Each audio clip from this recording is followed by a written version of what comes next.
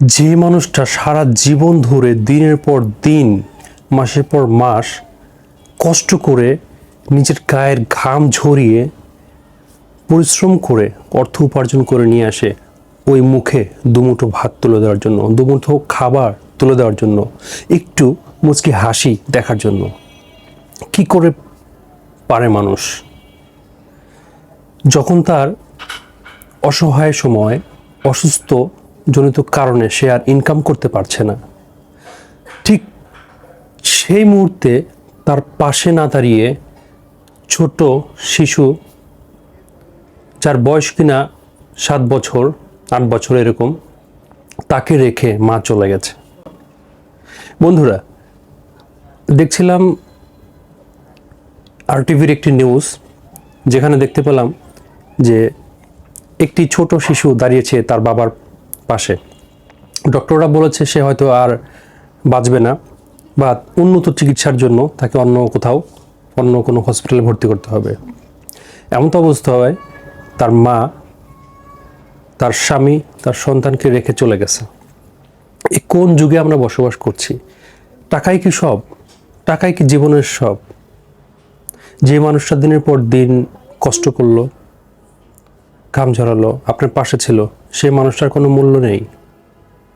তাহলে এত কিছু কিসের জন্য করলো সে? এই ছোট্ট শিশুটি তার বাবার পাশে দাঁড়িয়েছে, যতটুক পেরেছে মানুষের কাছে সাহায্য সহযোগিতা নিয়ে ততটুক সে করতে পেরেছে, ততটুক সে করেছে। সে এখন দেশবাসী সবার কাছে সে সাহায্য চায় তার বাবাকে বাঁচানোর জন্য। আর তার সেই পাষণ্ড মা, সে নিরুদ্দেশ হয়ে গেছে, সে চলে গেছে তার স্বামীকে ফেলে, এই অসহায় অবস্থায় ফেলে চলে গেছে। কি বোঝা যাচ্ছে তাহলে বলেন? পুরুষকে আমাদের সমাজের কতটা অবহেলিত হিসেবে দেখা যায়। পুরুষ কি শুধুমাত্র টাকা উপার্জনই করবে? এটাই তার সব? টাকা যখন সে উপার্জন করতে পারবেন না, তখন তার কোনো ভালোবাসা নাই, সমাজে তাকে কেউ ভালোভাবে দেখে না, তার আত্মীয় স্বজনগুলো তাকে হেয় করে, তার কাছের মানুষই তো থাকছে না, চলে যাচ্ছে। তার সন্তান রয়ে গেছে তার কাছে, বাবাকে সুস্থ করতে হবে। অথচ যেই বাবা এত কষ্ট করলো সবার জন্য, যেই বাবা মৃত্যুর আগ পর্যন্ত চাচ্ছে যে সবাই যেন ভালো থাকে, সুখে থাকে, কিছু করে দিয়ে যেতে চায়, ভবিষ্যৎ করে দিয়ে যেতে চায়, সেই বাবাকে রেখে সহধর্মিণী, যাকে সে সবচেয়ে বেশি বিশ্বাস করে, যার উপরে সে ভরসা রাখে, যার উপরে সে আস্থা রাখে, সেই সহধর্মিণী তাকে ছেড়ে চলে গেছে। আসলে মানুষ চেনা অনেক কঠিন একটি কাজ, অনেক কঠিন একটি কাজ।